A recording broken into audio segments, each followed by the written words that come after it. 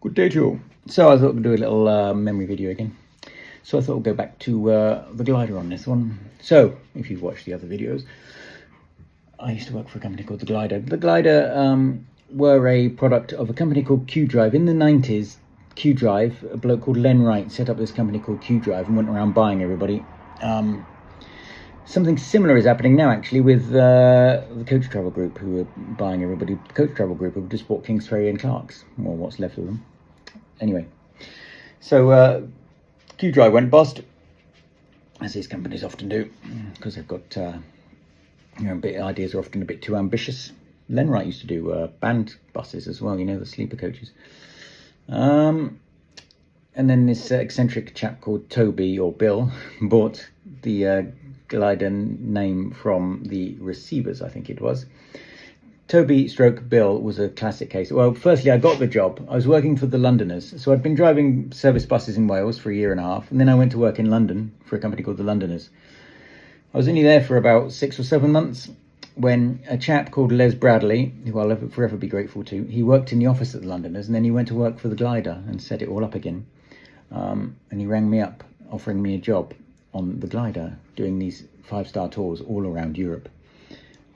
Bearing in mind, I was like 20, I think I just turned 20, I was 21 or 22 at the time, and I'd only been driving coaches like 6 or 7 months, because before that I was driving buses. To be offered this job was nuts. I remember the very moment he rang me, because I picked up the phone, because we did in those days, because people just drove around holding the phone to their ear. It was about 7 or 8 o'clock at night, and I was coming into London on my brand new Londoners coach, because they'd given me a brand new coach. I was going over the Hammersmith flyover with a Chinese group, I think it was, on an airport transfer, bring them into the hotel because they just landed. And he rang me and said, do you want a job? And I said, of course. And I said, oh, quickly, where's the first tour going to? And up till that point, I had a childhood obsession with Norway. I was obsessed with Norway. Never been. And the first tour was to Norway, around the fjords of Norway. Absolutely amazing. That was back when you could get a ferry from the UK to Norway, from Newcastle. So that was my first tour. Amazing hotels, amazing tour. I asked Les after a while, I said, why did you give me the job when all these really experienced drivers who could have done the job and wanted the job? Because it was a lot of people wanted this job because it was a fantastic job. And he said, I gave you the job because you were the only person that rang up to see how I was. You didn't ask how I was. You didn't ask for a job. He said everybody else rang up saying, can I have a job? It was like the first words out of their mouth. So that's a good example of just care about people rather than actual what you can get out of them.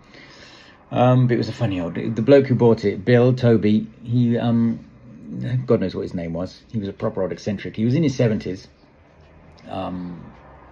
And all the passengers knew him by different names because he'd had several different coach travel incarnations over the years, and he'd turn up to see off the coach. And I used to say, me and Les both said to him at one point, it's probably a bad idea you coming to see off the coach because everybody knew him by different names.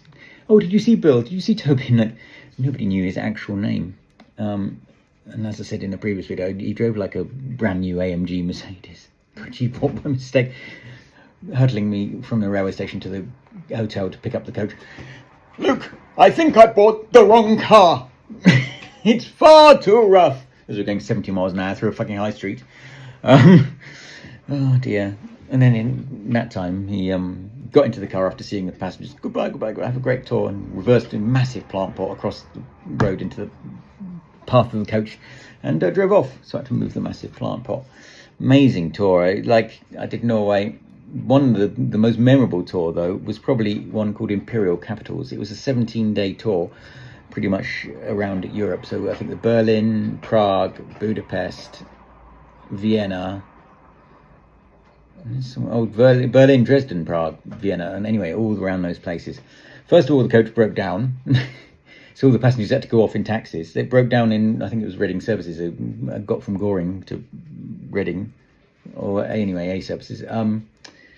So they were shipping from Harwich to Esbjerg. No, not Esbjerg, Hamburg. So they had to go off in taxis to the ferry. By the time they got the coach fixed, I wasn't going to make the ferry, so I ended up driving overland, as it were. and they ended up getting taxis from the ferry terminal in Hamburg to Berlin. God knows how much that cost.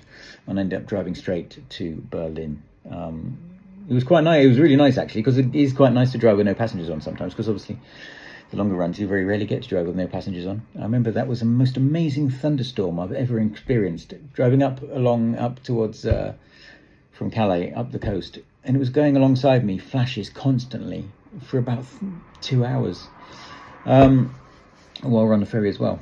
So anyway, we got to Berlin, and we met them in the coach. A funny thing, the worst thing was that I arrived in Berlin before the passengers. Oh dear, because I drove straight from Reading to Berlin without stopping, apart from for the ferry, of course. But what was I going to say now? Oh yeah, and then while we were in Berlin, Les rang me and said, we might have a problem. And here we go. It turned out the coach wasn't insured for me to drive it. So the coach guy, Les, Bill / Toby, hadn't bought the coaches. A coach collector in Holland had bought them, Jan Hofstra. He'd bought 2 glider coaches, and they were, so they're on Dutch plates. They were rut and drive, but on Dutch plates. And it turned out I wasn't insured because I was only like 22 at the time.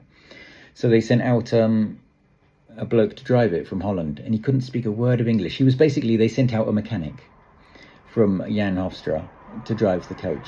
And he couldn't speak a word of English. He was way out of his depth. I mean, he only had a license to move coaches. He'd never done a tour or anything like that.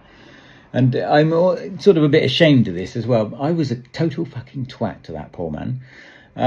Because I was young, and you are a bit like that sometimes. Because I was feeling hard done by because I couldn't drive the coach. And I just wanted to go home, and they wouldn't let me go home. No, you've got to stay with the coach. So he was well out of his depth. And obviously, we went from Berlin to Dresden, then Prague, then Budapest. And I just went and sat, because we had a guy, a tour manager, but I just went and sat on the back seat of the coach and just in a huff and just left him to his own devices as he flailed around. And I'm ashamed of that. That was a really shitty way to behave, because it wasn't his fault. He was just dumped into this awful situation. Probably didn't want to do it. He wasn't a bloody coach driver, he was a mechanic. So yeah, I'm a bit ashamed of that, and the way I behaved there. But it's one of those things you do when you're young. You're often a bit of a tit when you're younger, aren't you? I always think.